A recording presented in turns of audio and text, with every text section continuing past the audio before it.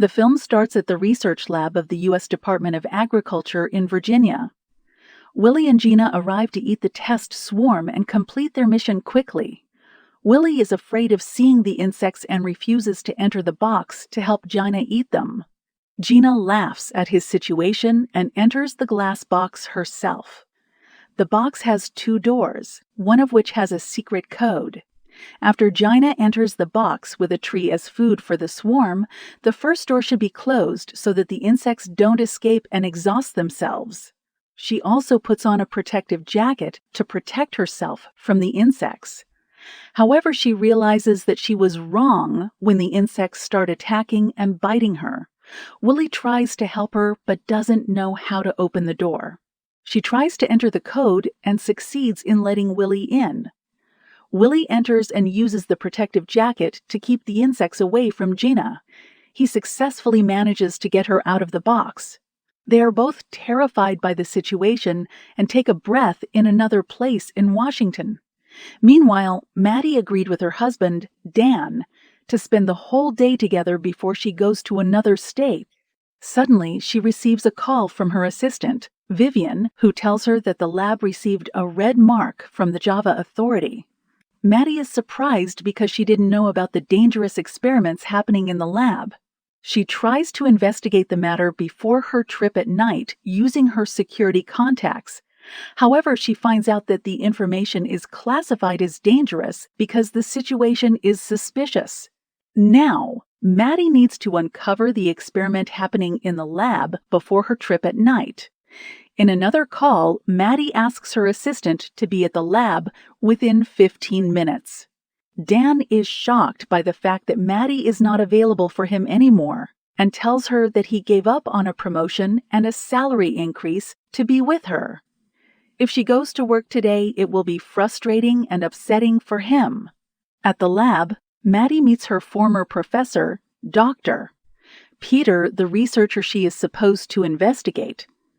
Peter takes her to the lab where the test swarm is located and shows her his innovation. Peter takes a locust from the box and sprays it with insecticide, but the locust doesn't die. Maddie understands that the locust is immune to pesticides. Professor Peter tells her that he has also created a new hybrid between the Australian plague and the desert locust. This hybrid is able to resist all known insecticides, reproduces 10 times faster than normal, and has a longer lifespan. Maddie explained to Peter that if one of these insects were to escape, it could quickly reproduce and potentially destroy the entire land with the plague.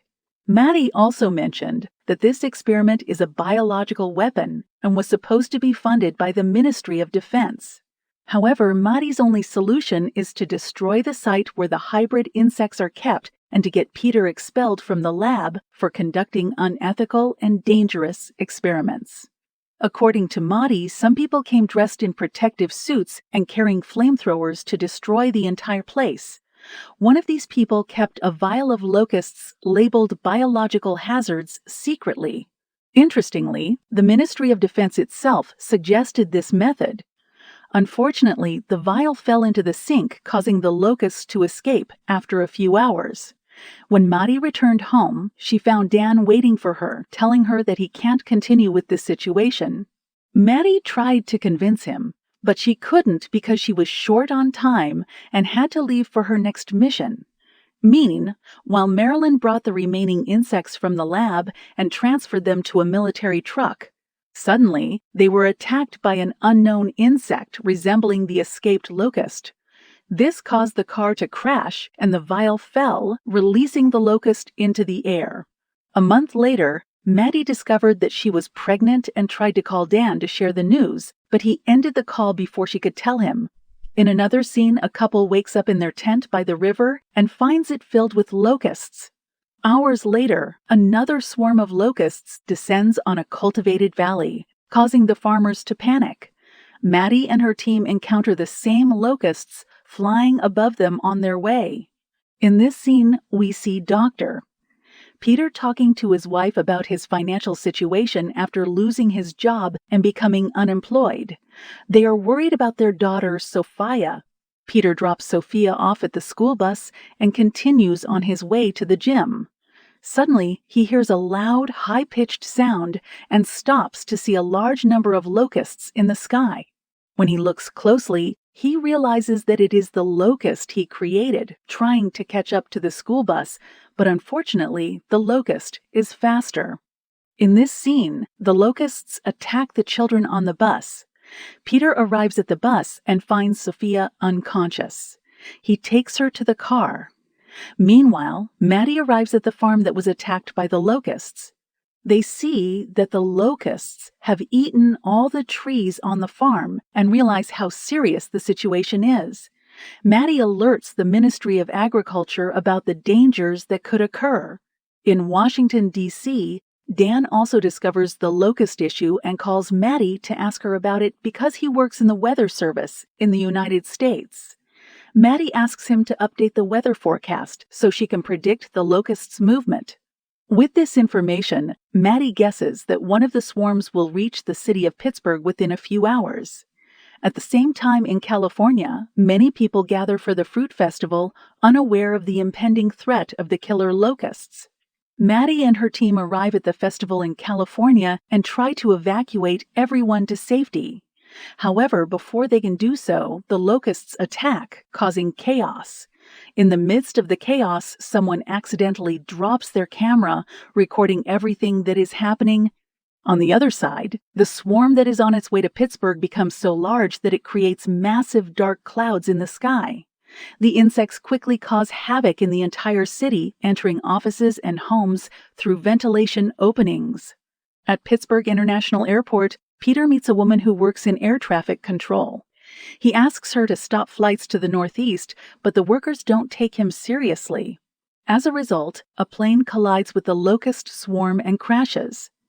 Peter returns to the hospital with his wife and daughter and watches the news report showing the recorded video from the fruit festival. Now, the FBI arrives to arrest Peter while Maddie meets with her boss and other officials to discuss the next steps.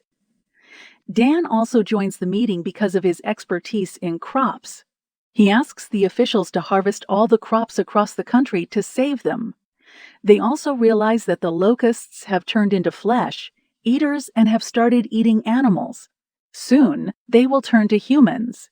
In this meeting, Maddie tells Dan that she is pregnant, but unfortunately, they don't have time to celebrate.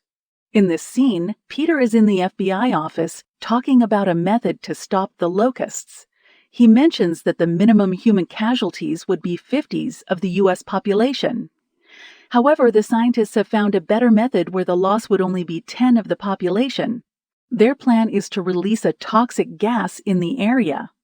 Then, Maddie goes to meet Peter and discovers the FBI's plan to drop the gas. Maddie objects to the plan, considering it to be like a nuclear bomb that would kill millions of people. But the officials ask her to focus on the billion people they would save.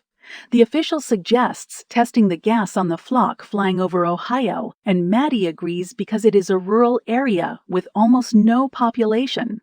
Now, Maddie contacts the national news secretly and informs them about the upcoming test before the team boards the plane. While on the plane, they learn that the flock they were planning to test on has now moved to southern Indiana, a densely populated area. Peter argues that there will definitely be casualties, but Maddie suddenly takes out an iron key and threatens to break the glass of the toxic gas in the plane, which would kill everyone on board. This forces Peter to turn the plane around before releasing the gas. Maddie gets off the plane and talks to Dan, asking him to check on her grandfather, Lyle, whose farm is in the path of the locusts. Dan quickly goes to the city of Indiana. Meanwhile, Maddie and Peter do the same and receive a call from Maddie's daughter, who assures them that she has woken up from her coma. They arrive at the farm and meet Lyle, taking all the livestock inside. After a while, the locusts attack the farm, so they have to take cover inside the grain silo. At that moment, they start thinking about how to keep the locusts away from the grain. Maddie remembers seeing the locusts dying on an electric flytrap and comes up with the idea of using an old generator to supply electricity to the silo. However, they discover that the generator is out of fuel. Peter goes to get fuel from the other side while running and being covered in locusts. The locusts attack him, but he manages to deliver the fuel to them. Maddie sees Peter covered in blood, realizing that the locusts eat meat. Peter fills the generator with fuel and connects the cables to the metal cover of the silo, creating a strong electric current. The locusts die instantly due to the electricity. Peter is exhausted and has lost a lot of blood. In the end, he dies. Maddie and Dan return to Washington for a meeting on Homeland Security.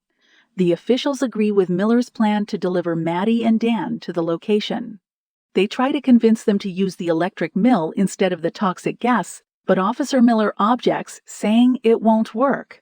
The Secretary of the Department of Energy suggests using a strong electric current to kill the locusts, especially since the swarms are approaching the public power grids. In the end, all the officials agree to the plan except Miller, who warns them that if their plan fails, he will act in his own way. Maddie remembers that locusts are attracted to light, so she contacts the U.S. government and asks them to fly weather balloons near the power lines to lure the locusts away. The next day, they cut off the power to the entire country and redirect it to 2 power lines, one for the western U.S. and one for the eastern use. Maddie and Dan arrive at the location and have the Air Force move the balloons near the power lines. The power grids quickly start working, and the locusts fly towards the massive cables. Unfortunately, the cables explode in flames, but everything is still going according to plan, and they manage to kill all the locusts. The officials are very happy with the success of the plan and warn Miller about his evil ideas that would have destroyed humanity. A year after this incident, Maddie gives birth to a beautiful baby boy and lives peacefully with her husband Dan and their son. She is offered a new job, but she asks Dan for his opinion before accepting it to prove that her family is more important than her work. I hope you enjoyed the movie.